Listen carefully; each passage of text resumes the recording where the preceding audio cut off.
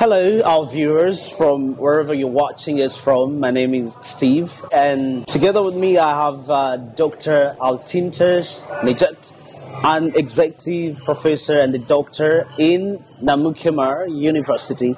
And today we're going to be talking about his new book entitled I Can Keep You Sleep. Yeah. So I'm very happy to host you today. So can you tell us some of the effects of sleep on human life? Yeah, the people think that the sleep is just given us, and we go to the just bed at 12 p.m. and we get up at 8 o'clock. Mm-hmm. This is a random stuff. We should sleep, but they don't know the importance of the sleep. The sleep is very important in our life. Let me give you a few examples. Every year the male productive hormone decreases 10% every year. So if we compare two men, one is sleeping less than 6 hours, the one is sleeping more than 6 hours. If we compare their testosterone level, male productive system hormone, this one, the man who slept less than 6 hours, have a level of the testosterone equals to the 10 years older man. So your testosterone level decreases by 50%. This is the first one. The second one, the Alzheimer's disease. The people who sleep less than 4 hours, they have a probability of Alzheimer's disease. So that means I probably have that disease because most of the times I sleep less than 4 hours. Oh. Yeah, because I tend to work so hard. Okay. Mm-hmm. But in our history, there are two persons. One of them is the Ronald Reagan, who slept less than 4 hours. The other one is the Iron Lady, Margaret Thatcher, Mm-hmm. I know. Do you know this lady? Yeah, sure. She said that the man or the person who sleep more than 4 hours, he's a wimp. This is what she said. But at the end of the day, both of them had Alzheimer's disease. So sleep is very important for the brain or the cognitive functions. And also, nowadays, COVID disease is very important. And when you get this injection, what we expect to produce the antibody. So antibody is very important for the vaccination, for the jab. There's a study. They compared the person who sleep less than 6 hours just for 1 week.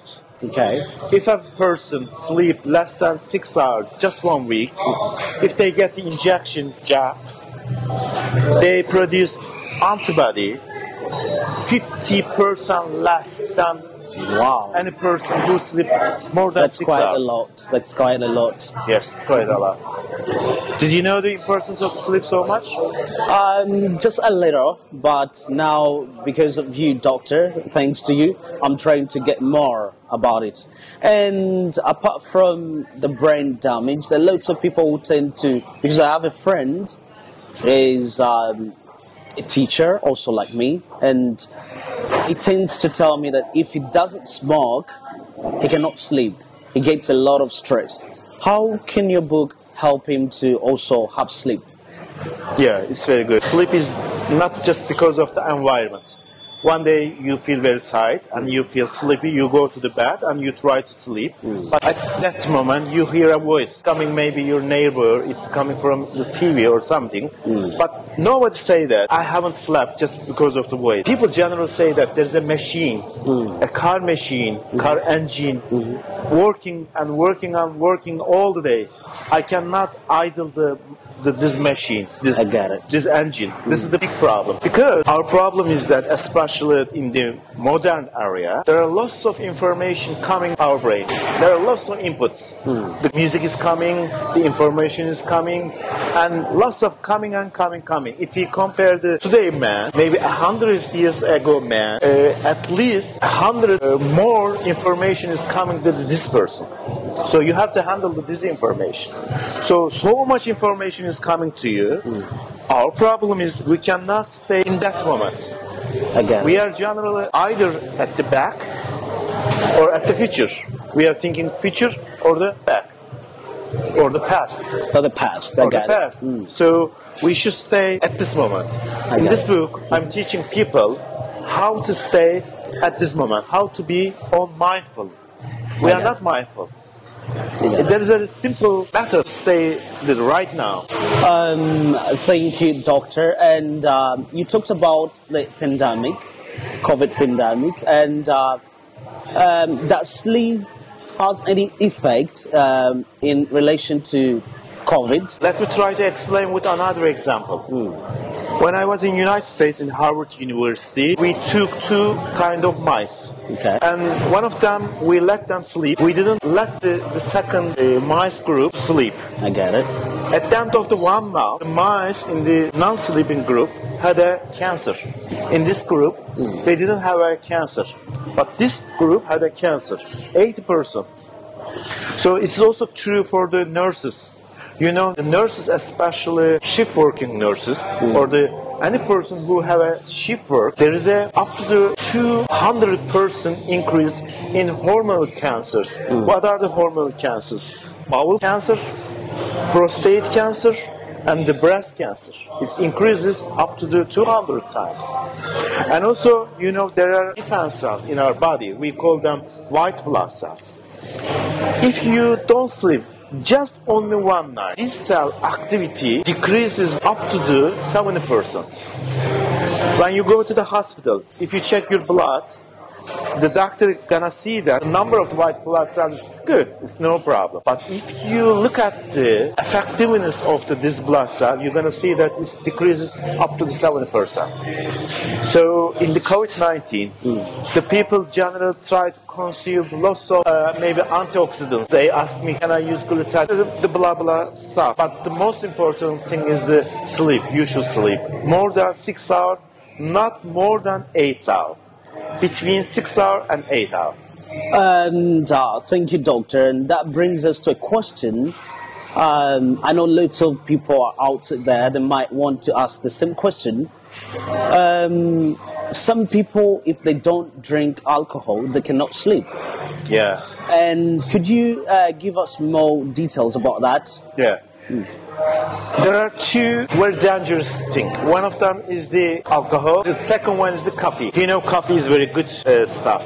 If you consume it in the morning, maybe until the 3 p.m. or 4 p.m. People generally tell me that, doctor, if I cannot consume alcohol, I cannot sleep. The sleep and the losing your cognition is totally different. Okay? If you consume alcohol, you cannot get the deep sleep. You only sleep in the superficial area. You cannot get the deep wave sleep. Deep wave sleep is very important, especially producing the hormones, just like the growth hormone. Growth hormone is very necessary for cell replenish. So, if you don't produce growth hormone, you cannot replenish your cell, and you're gonna gain the weight. Also, you know, growth hormone is the most important. Sorry? Obesity. For the obesity, yeah. You're going to get the obesity. And also, deep sleep is very important for your Alzheimer's disease, for cognitive functions. So if you drink coffee in the night time, or if you take alcohol, yes, you can sleep. But this is not the real sleep. You just lose your cognition, not the sleep. Sleep is the deep sleep, not the wave sleep. So, thank you, doctor. I think you just opened up my mind. Yeah. There are lots of people who cannot sleep, and they tend to swallow their sleeping pills. Yeah. What effect does sleeping pills have to human bodies? Yeah. It has the same effect just like the alcohol. If you take the sleep pills, yeah, you can sleep.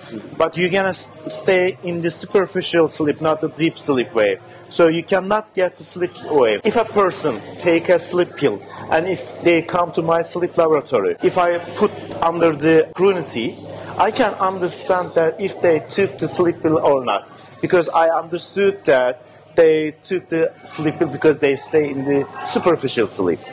I get it. All right. Thank you for watching us, and it's been a great pleasure having you here.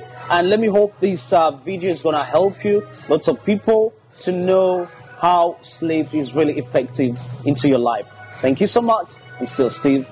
Bye-bye.